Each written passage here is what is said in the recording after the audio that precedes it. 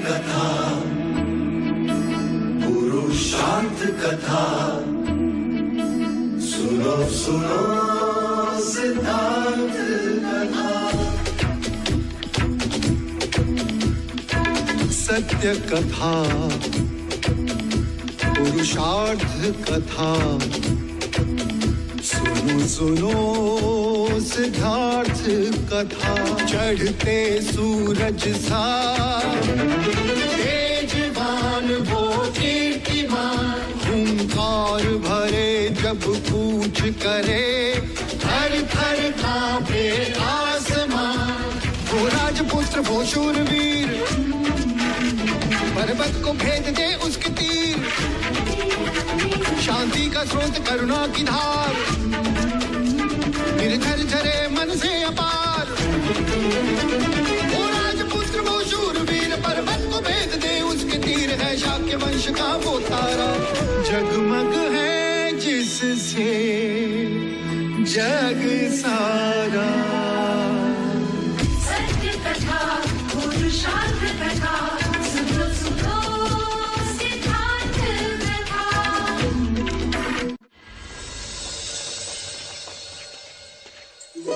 युवराज सिद्धार्थ, यशोधरा, इसे स्पर्श करो ताकि ये धन और ये धन ब्राह्मणों में बांट दिया जाए।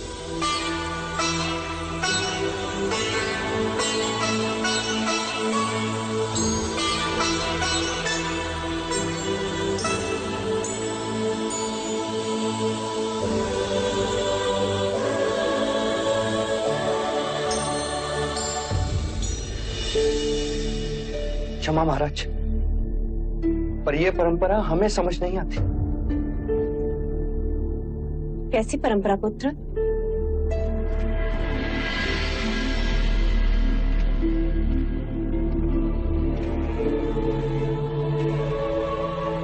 जब भी आप खुश होते या कभी कोई खुशी की बात होती, जैसे युद्ध जीतने की बात, विवाह की बात, जन्मदिन हो या स्वयंवर का दिन, आप हमेशा ब्राह्मणों को दान देते हो, जिससे तुम्हारे सुख को किसी की अशुभ दृष्टि न लगे, तुम्हारे मार्ग के सारे अवरोध दूर हो जाए, तुम्हें ब्राह्मणों का आशीर्वाद मिले। तो क्या ब्राह्मणों को दान देने से अवरोध दूर हो जाते? निस्संदेह होते हैं। मैंने पहले भी कहा था और आज भी कहता हूं,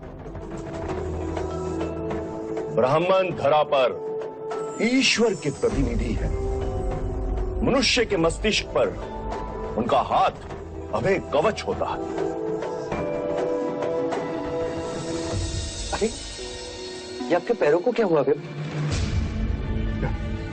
प्रातःकाल घर से चला था, मार्ग में ठोकर लग गई। अर्थात आप अपना ही हाथ अपने ही मस्तिष्क पर रखना भूल गए विप्र।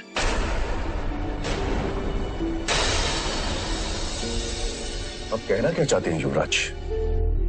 वही महाराज कि जो ब्राह्मण केवल मनुष्य के सर पर हाथ रखने से उसके मार्ग के अवरोधों को दूर कर सकता हूं, उसे स्वयं ठोकर क्यों लगी? ये हमारा अपमान है महाराज। मेरा उद्देश्य आपको अपमानित करना नहीं, पर इस प्रश्न का उत्तर तो आपके पास भी नहीं। प्रत्येक मनुष्य को अपने कर्मों के अनुसार फल भुगतना पड़ता है। अर्थात कर्म ही अंतिम है। आपके दृष्टिकोण से कर्म ही निर्णायक है। मनुष्य को अपने कर्मों से कोई नहीं बचा सकता। सत्य है। अर्थात आपके आशीर्वाद मिथ्या है विप्र। युवराज!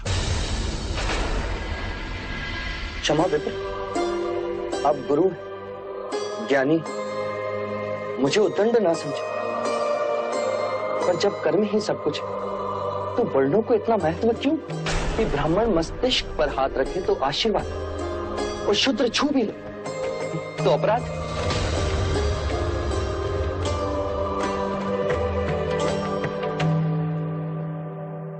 चलना। जी युवराज। इन सभी को रथ में रखो। इस दान का वितरण हम स्वयं करेंगे।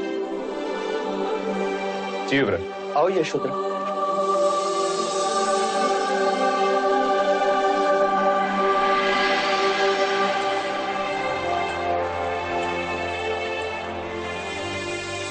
क्षमा आचार्य।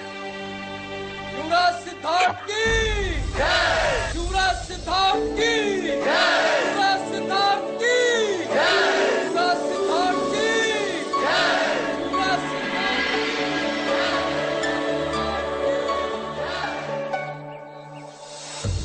अरे ये क्या कर रहे हैं आप? ईश्वर है आप हमारे लिए, जो स्वयं अनाज बांटने आए। मैं चाहता हूँ आज से कपिल वस्तु में कोई भी भूखा ना रहे, सबको अन्न मिले, अपना अधिकार मिले। युवराज, आप हमें ये बताएं कि इस उपकार के बदले हम आपको क्या दें? अपनी पीड़ा, आप सबकी पीड़ा लेने आया हूँ। हटो, हटो। पीड़ा? हमारी पीड़ा? आप हमारी पीड़ा क्या समझोगे युवराज? कभी भूखे पेट सोए हैं? कभी कड़कड़ाती ठंड में बिना वस्त्र के इस धरा पर रातें बिताई हैं? क्या आप स्वयं कभी अपने ही घर में भीगे हो? नहीं ना? तो आप हमारी पीड़ा क्या जानेंगे युवराज? हमें आपका ये दान नहीं चाहिए। हम शाक्य हैं। हमारी भुजाओं में इतना बल, इतनी शक्ति है कि हम अपने परिश्रम की रोटी खा सकते हैं। और यदि आप हमारी सहायता करना ही चाहते हैं तो अपने राज्य के अधिकारियों को अत्याचार से रोको। हाँ युवराज, ये सही कह रहा है। अतिरिक्त कर के नाम पर रोटी तो ठीक, पर बचा कुचा सामान भी ले जाते हैं। आपका दिया तो मिलने से रहा, जो है उसे भी छीन लेते हैं। कल मेरे घर से वो बर्तन कंबल तक ले गए और आज मेरी माँ ठंड से मर गई।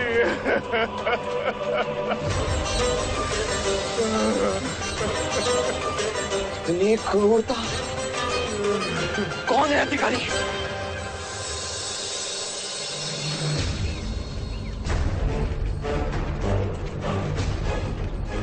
युवराज, आप प्रणाम। याचना सुनकर आए। प्रजा कहती है कि राज के अमलदार होकर भी तुम उन पर अत्याचार करते थे। कदापि नहीं युवराज। इतना धन कैसे, जबकि तुम तो किसान भी नहीं। गरीबों से छीना हुआ अनाज है युवराज। इतना लोग? आधा धन राजकोष में जाता है युवराज। किसके राजकोष में? राजा वीर बाहु, उनका आदेश। मैं तो बस पालन करता हूँ। वीर बाहु का आदेश सुनते हो और इन गरीबों की आवाज सुनाई नहीं देती तुम्हें? इसका दंड तुम्हें मिलना ही चाहिए। क्षमा करें युवराज, क्षमा करें। आगे से ऐसा अपराध कभी नहीं होगा। क्षमा करें युवराज। युवराज, इनके पापों का दंड तो ईश्वर ने हमें पहले ही दे दिया है। हमारी पुत्री को विकलांग बनाते।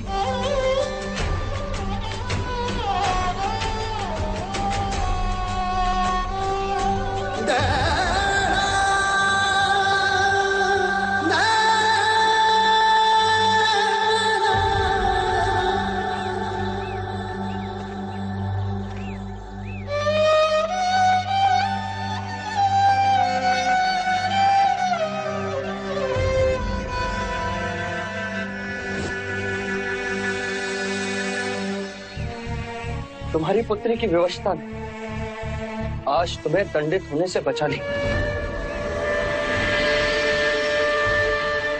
अब जिन हाथों से तुमने ये छीना है, उन्हीं हाथों से गांव वालों में इस अनाज को बांट दो।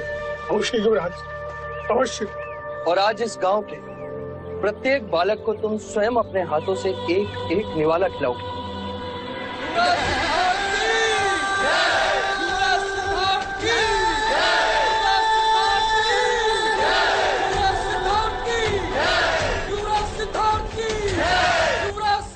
दुख का साम्राज्य देखा था।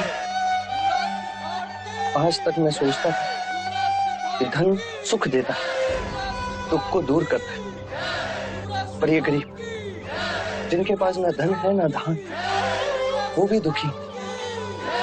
और ये अधिकारी जिसके पास धन भी है और धन, ये भी दुखी, अर्थात धन भी दुख को दूर नहीं करता। हाँ, कभी कभी बढ़ाता अवश्य है।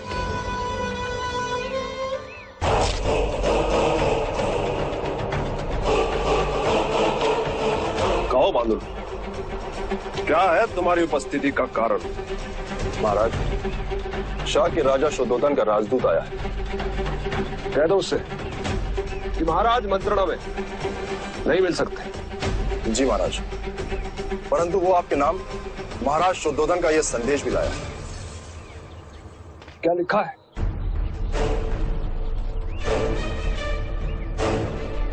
कौशल नरेश महाराज प्रसन्नजीत, युद्ध में आपकी पराजय के बाद हमारे और आपके बीच जो संधि हुई थी, उसके परिणाम स्वरूप आपने समग्र युद्ध खर्च देने का उत्तरदायित्व स्वीकार किया था।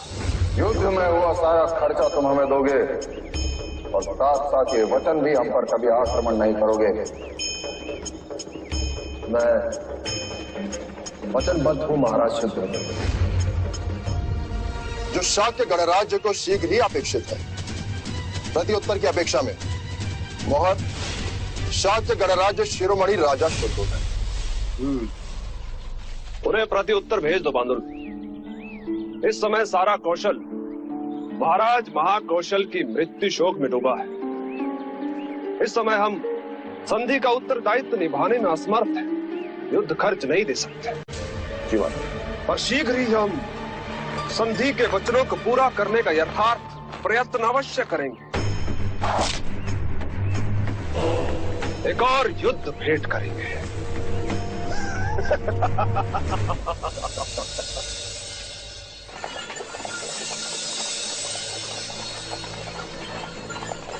रथ रोको, चलना।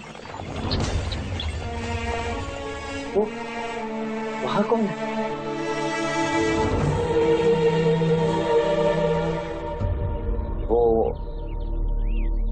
वो सन्यासी है युवराज।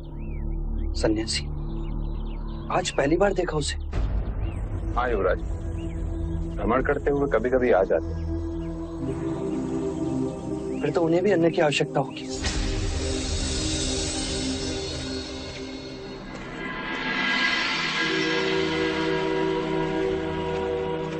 प्रणाम।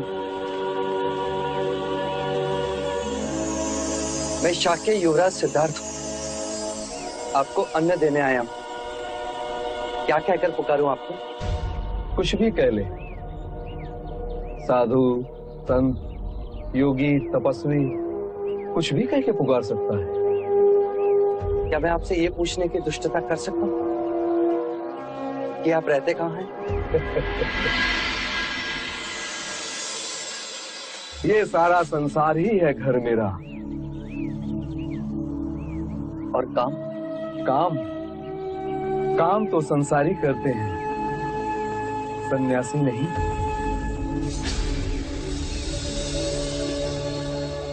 और अन्न प्रबंध वो कैसे होता है? भूख जितनी भिक्षा मिल ही जाती है। भिक्षा मांगने में लज्जा नहीं आती? अहम लज्जा को कुचल करके ही मनुष्य सन्यासी बनता है। और यदि किसी दिन कोई भिक्षा ना दे तो कोई शोक नहीं।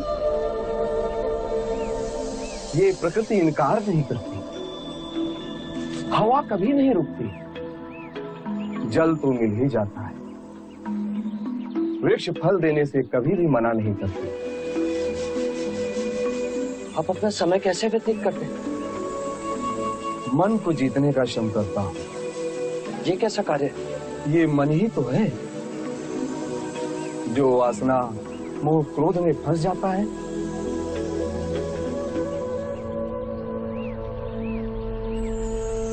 आप यहाँ से किस मार्ग जाएंगे? वो मैं नहीं, ये मार्ग ही सुझाएगा जहां आनंद मिले।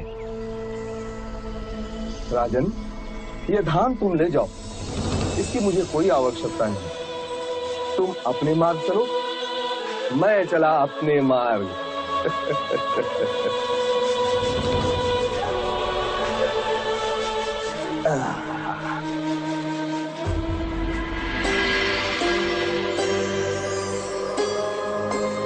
मैंने धनी देखे, दरिद्र देखे, सत्ता में अंध क्षत्रिय देखे,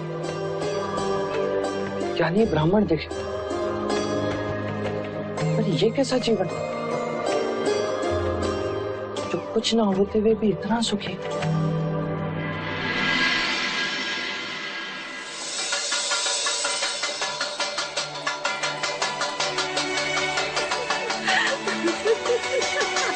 क्या हुआ मंगला दीदी?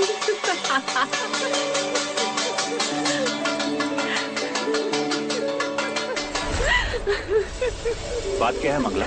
खुशी का संदेश है, खुशी का, और ऐसी खुशी जिसके बारे में कोई कभी सोच ही नहीं सकता। पर ये तो बताओ मंगला काकी, संदेश क्या है? अरे ये शोर कैसा, क्या हुआ क्या? ये शोर मेरे सौभाग्य का है। पिठोरा से मेरे भाई तपोधन ने संदेश भेजा है। लीजिए लीजिए, पढ़ लीजिए, लीजिए। किंतु संदेश क्या है मंगला दीदी? उसने लिखा है, आदरणीय मंगला दीदी, पिठोरा से तपोधन का प्रणाम। निवेदन केवल इतना है कि क्यों ना कपिल वस्तु और पिठोरा के बीच जो संबंध है उसे और घनिष्ठ कर दिया जाए। हमारी पुत्री रोहिणी के संग आपके पुत्र देवदत्त का विवाह कर दिया जाए। यदि आपकी और राजा द्रोणादन की इस संबंध से सम्मति हो तो हम मिलकर इस बात को मार्ग दे सकते हैं और विधिवत आपके और हमारे आदरणीय महाराज शुद्धोदन से हम इस विवाह प्रस्ताव की बात करें। अरे ये तो अति आनंद का समाचार है काकी माँ। मैंने पिठोरा की राजकुमारी को देखा है, वो बहुत सुंदर है। ज्येष्ठ की और उनकी जोड़ी खूब जचेगी। हमने तो कुलगुरु से उन दोनों की कुंडली भी मिलवा ली है। और पता है कुलगुरु ने क्या कहा? उन्होंने कहा कि इस विवाह से देवदत्त का भाग्योदय होगा। तुम केवल हाँ कह दो मंगला। शाक्य संघ की बैठक में मैं अवश्य बात करूंगा। तो परिवार में अब 2-2 शुभ प्रसंग एक साथ होंगे। यशोधरा की गोद भराई और देवदत्त का ब्याह। बधाई हो मंगला दीदी, बधाई हो। अरे मंगला। हाँ। लीजिए बाय महाराज। मुंह मीठा कीजिए। बधाई हो अनुज। आप भी और तुम भी। ये संदेश सचमुच मेरे लिए भी शुभ संदेश है। अब तो मुझे भी एक सखी मिल जाएगी। सत्य कहा, पहल में चहल पहल होगी। ये लो, तुम भी मुंह मीठा करो। और हाँ, जब मुंह दिखाई की बात हो तो अमिता दीदी को भी आमंत्रित करेंगे। अरे मंगला भाभी, आपने तो हम सभी का मुंह मीठा करा दिया, पर जिसके कारण ये हो रहा है उसे तो आप भूल ही गई। कुमार देवदत्त को भी तो खिलाइए। इसे तो स्वयं मैं अपने हाथों से खिलाऊंगी। बधाई हो देव। लो, मुंह मीठा करो। हाँ लो। रहने दो माँ, मुझे नहीं चाहिए। इसमें क्या लजाना ज्येष्ठ, ऐसे अवसर बार बार नहीं आते। लो, खा लो। इस तरह मत खिलाओ माँ, कहा ना मुझे नहीं खाना कोई लड्डू वड्डू। खा लो देव।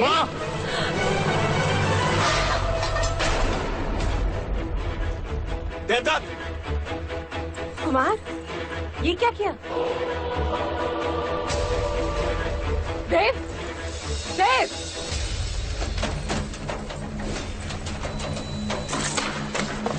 देवदत्त, समझते क्या हो तुम स्वयं को? इस तरह सबके सामने मेरा हाथ छटक कर चले आए। आज तक मेरे साथ ऐसा बर्ताव किसी ने भी नहीं किया, और तुम मेरे ही पुत्र होकर मैं विवाह नहीं करना चाहता माँ। क्यों नहीं करना चाहते?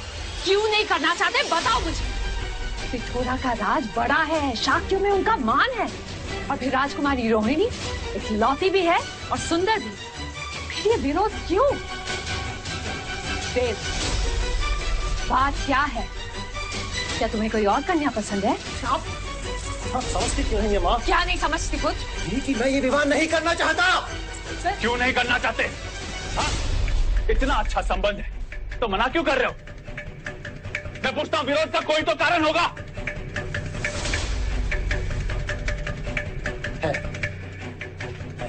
बताते क्यों नहीं? क्योंकि मैं आज भी यशोधरा से प्रेम करता हूं। मैं यशोधरा से प्रेम करता हूं। यशोधरा से प्रेम करता हूं। मति भ्रष्ट हो गई है तेरी। तू जानता भी है तू क्या रहा है? वो तेरे अनुज सिद्धार्थ की अर्धांगिनी है, माँ बनने वाली है वो। तो क्या मामा, मैं उसे चाहता हूँ।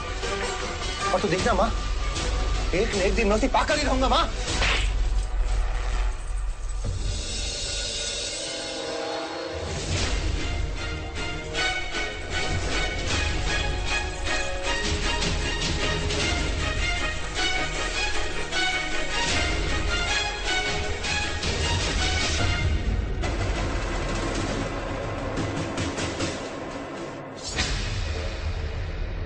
लज्जा नहीं आई तुझे ऐसी ओछी बात करते हुए?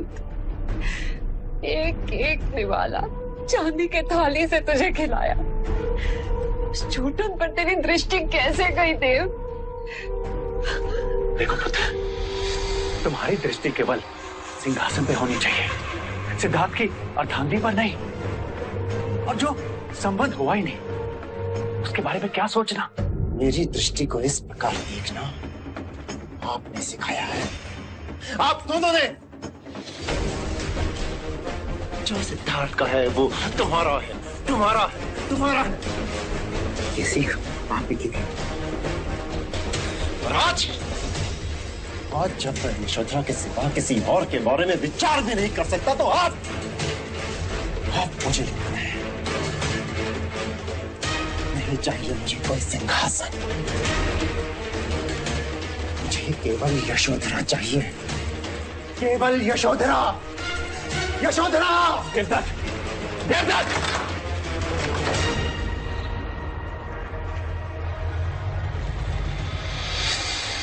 इसका विवाह शीघ्र करवाना होगा मंगला, अन्यथा किसी दिन इस महल में अनर्थ हो जाएगा। तुम राजा तपोधन को संदेश भेजी दो।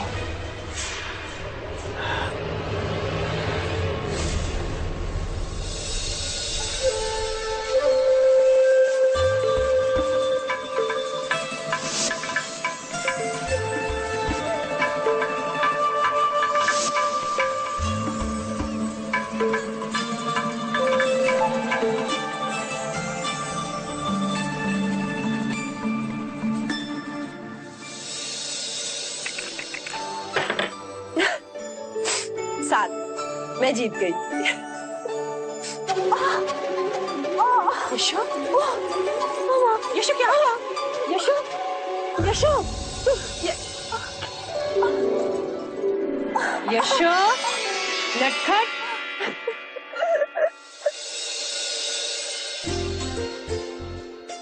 तो आ गई।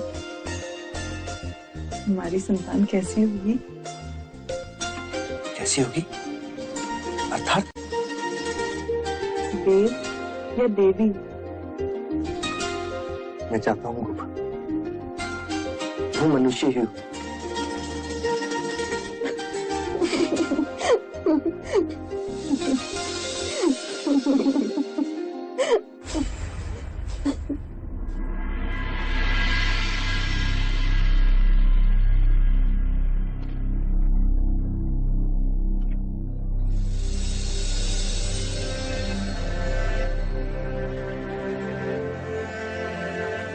आप यहाँ से किस बात जाएंगे? वो मैं नहीं, ये मार्ग ही सुझाएगा जहां आनंद मिले।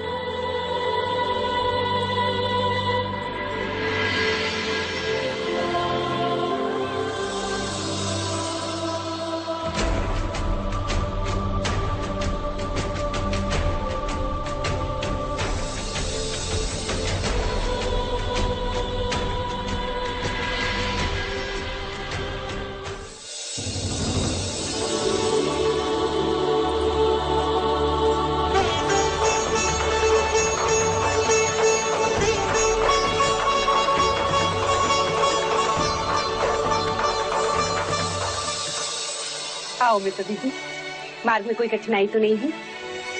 खुशी के मार्ग में कठिनाई कैसी? आने वाले बच्चे की कल्पना करते करते मार्ग कब कट गया पता ही नहीं चला। सच, अब कुछ दिनों में ही मुझे रानी दादी और आपको रानी नानी कहने वाला आने वाला है। देखो तो, पहले विवाह की बात सुनकर कितना लज्जाती थी और अब विवाह हुआ नहीं कि सृजन षष्ठी का कार्य प्रारंभ। चुप कर रेनू, नहीं तो अभी यही डांट दूंगी। आइए। अरे मंगला, चलो ना, यहीं खड़े रहकर रुणोदन भैया की प्रतीक्षा करनी है। नहीं, आपके भैया की नहीं, अपने भैया की प्रतीक्षा कर रही हूँ। वो आ रहे हैं ना देवदत्त के विवाह की बात करने। देवदत्त का विवाह? हाँ रीता दीदी, तुम्हें इतना शीघ्र बुलाने का कारण केवल यशोधरा की गोद भराई ही नहीं, बल्कि देवदत्त के विवाह की बात भी है।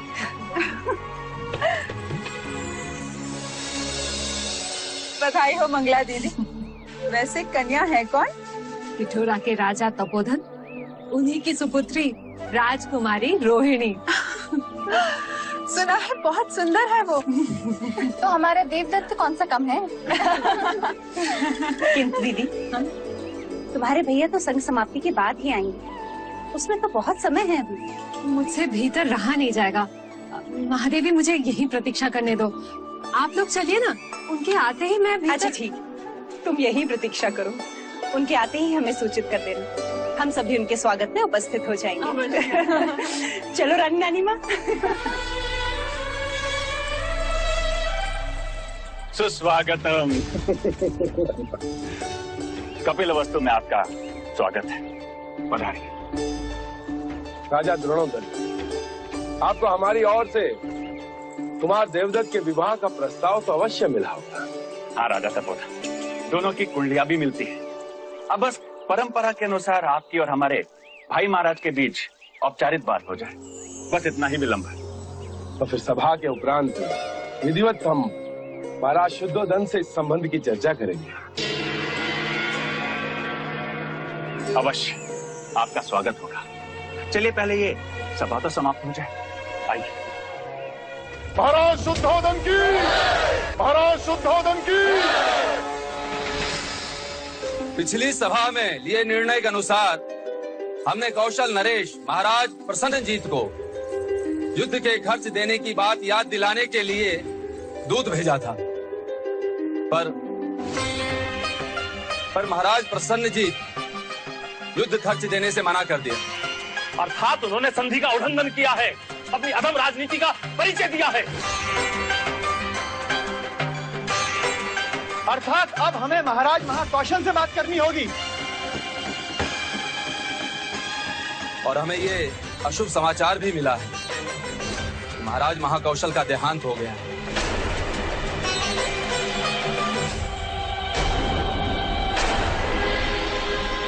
अर्थात प्रसन्नजीत को रोकने वाला अब कोई नहीं रहा। अब हम प्रसन्नजीत की मित्रता पर विश्वास नहीं कर सकते महाराज।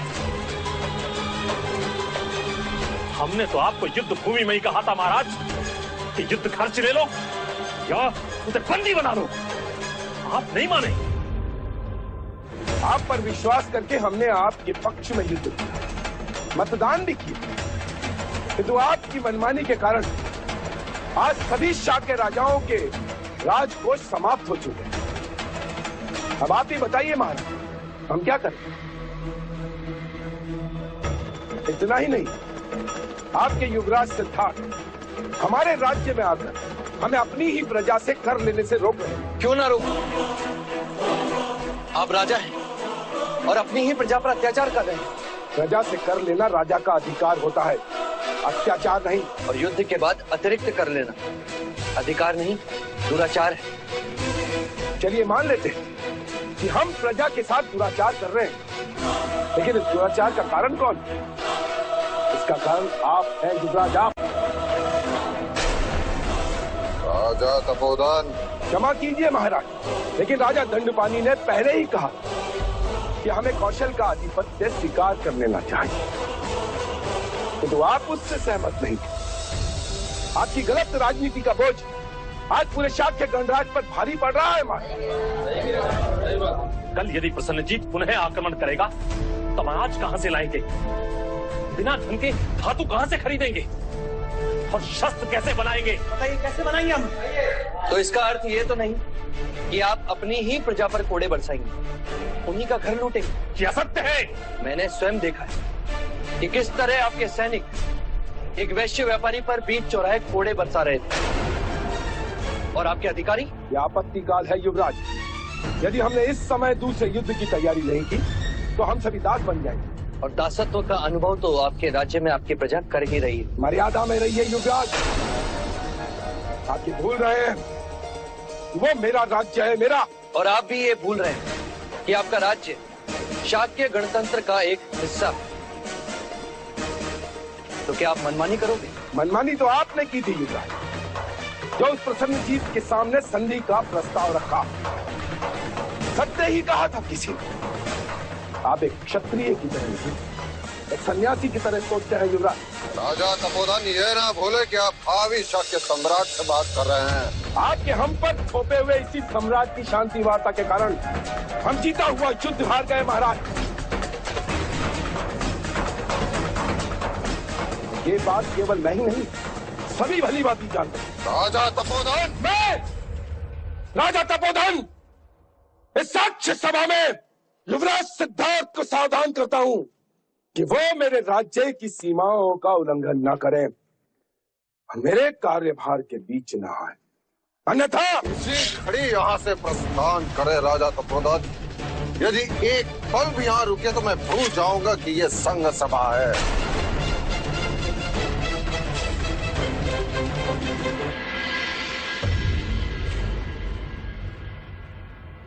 मैं अपने इस अपमान को कभी नहीं भूलूंगा महाराज।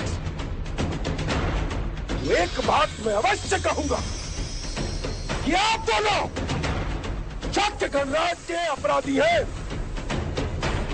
और आपको इस अपराध के लिए दंड अवश्य मिलेगा, अवश्य मिलेगा।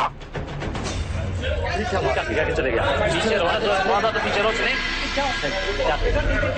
अरे ये प्रजा का दरबार नहीं, शाक्य की सभा है। यहाँ सभी को अपना पक्ष रखने का अधिकार है। यहाँ ना कोई छोटा है ना कोई बड़ा।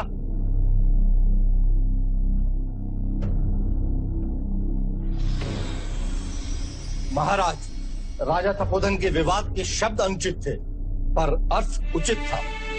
अब आप ही को कोई न कोई उपाय सुझाना होगा महाराज, अन्यथा संघ राज के नियमानुसार आपकी जगह उसे लेनी होगी। तो इस आपातकाल से मार्ग निकाले।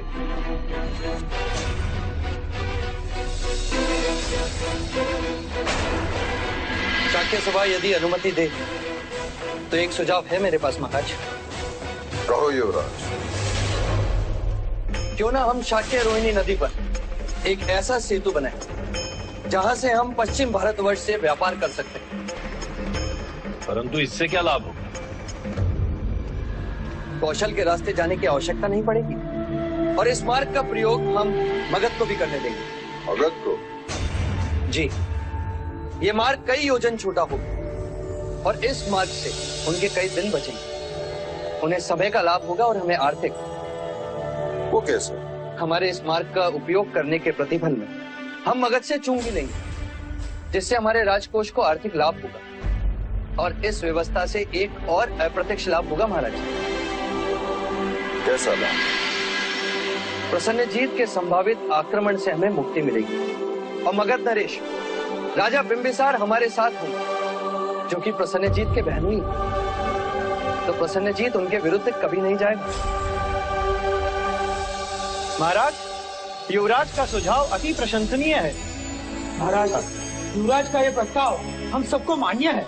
परंतु प्रश्न ये है कि इस नए मार्ग का प्रस्ताव लेकर मगध नरेश बिंबिसार से मंत्रणा करने जाएगा कौन?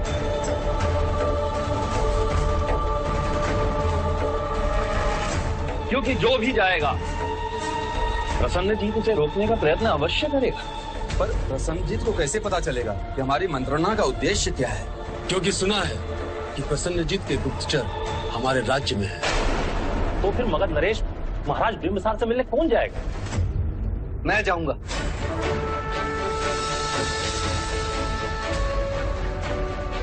मेरे कारण ही आप सब इस संकट में फंसे। अब मैं ही आप सबको इस परिस्थिति से पार उतारूंगा, और वो भी बिना युद्ध के। युवराज सिद्धार्थ की जय! युवराज सिद्धार्थ की जय! युवराज सिद्धार्थ की जय!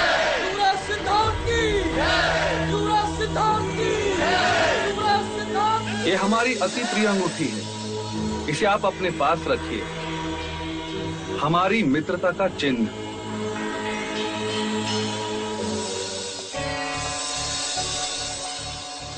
ये द्वार पर क्यों खड़ी हो मंगला? खुशी का स्वागत करने। आप तो जानते हैं देवदत्त के विवाह की बात करने के लिए तपोधन भैया आ रहे हैं।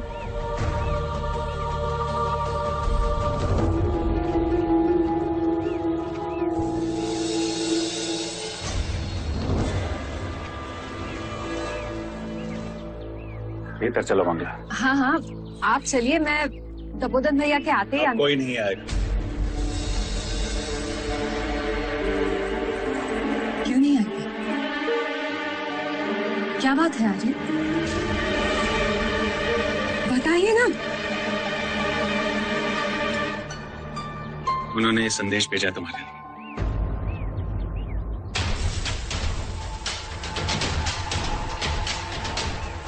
मंगला, इच्छा तो बहुत थी कि मेरी पुत्री राजकुमारी रोहिणी का विवाह देवदत्त के साथ और हम कपिल वस्तु के समझी, किंतु अब ये असंभव है।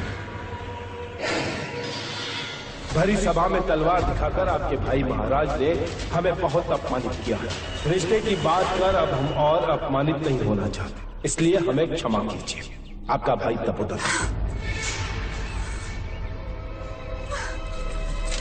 मंगला, मंगला।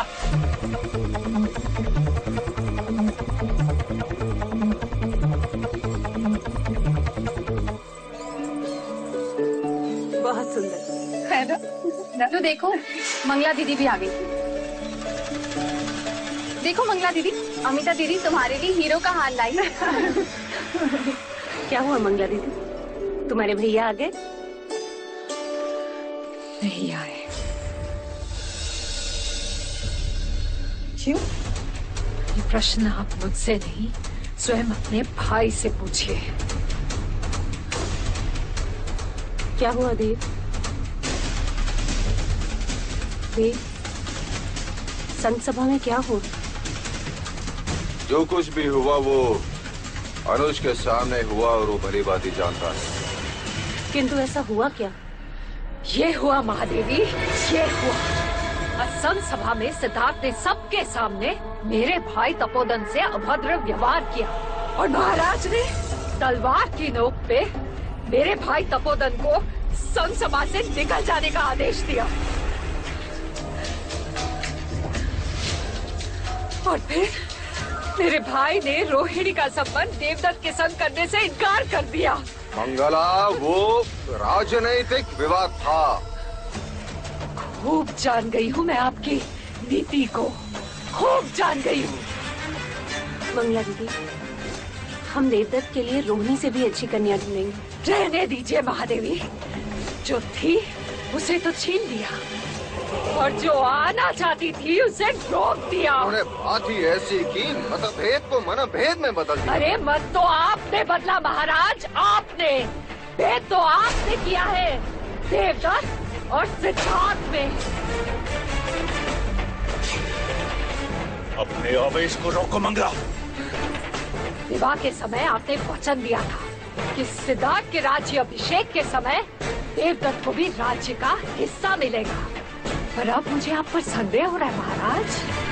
वैसे इसमें आपका कोई दोष नहीं है, क्योंकि मैं तो पहले से ही जानती हूँ कि शाक्यों का तो राज चिन्ह ही इरावत है, जिसके दिखाने के दांत अलग होते हैं और खाने के अलग। शांत हो जाओ मंगला।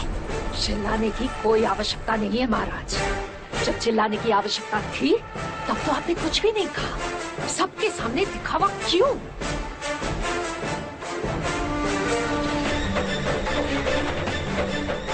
जा रही हूँ।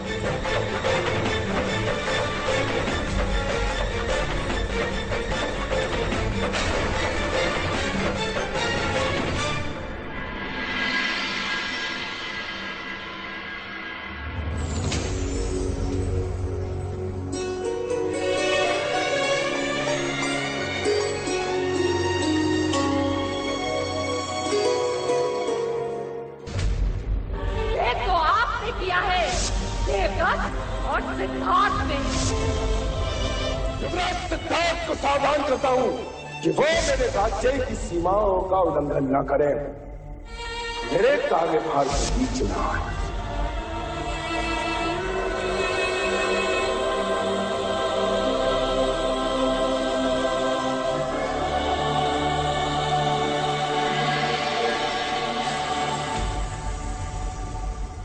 विचलित क्यों हो आर्य? प्रश्न तो ये है गोपा, जब संपूर्ण सृष्टि घूम रही तो मनुष्य स्थिर कैसे रहे? ये निराशा के उद्गार क्यों? जहां दृष्टि पड़ती संघर्ष दिखाई देता है गोपा। शांति संभव विचारों का संघर्ष, महल में अपनों से संघर्ष। मंगला काकी भी अप्रसन्न, वो भी यही समझती है कि मैंने विचार पूर्वक राजा तपोधन का मान भंग किया, जिससे ज्येष्ठ का विवाह और स्वयं मन से संघर्ष।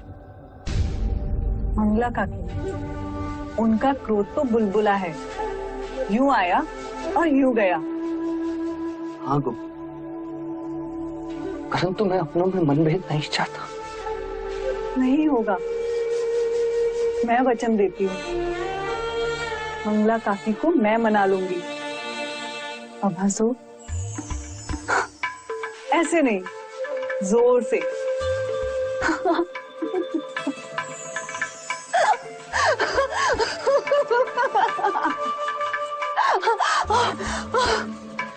क्या हुआ गोपा? कुछ नहीं, ये कह रहा है हंसो मत, मैं विश्राम कर रहा हूँ माँ।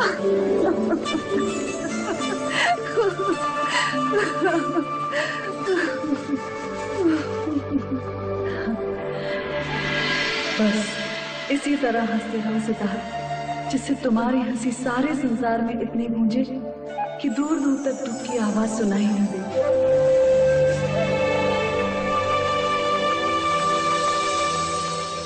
सत्य कथा,